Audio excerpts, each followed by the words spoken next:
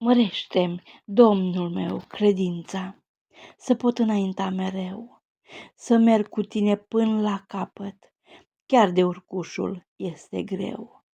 Te rog să mă întărești pe cale și de-ai vedea că rătăcesc, lumină să-mi fii pe cărare, căci vreau în cer să moștenesc. Iar dacă sunt cuprins de frică, descurajat, neputincios, nu mă lăsa singur, Iisuse, te rog, ridică-mă de jos. Ajută-mă, o Doamne mare, în tine mai mult să mă încred, să merg cu tine prin credință, cuvântul tău cel sfânt să-l cred.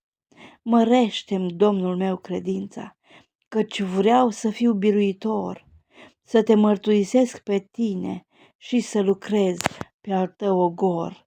Amin.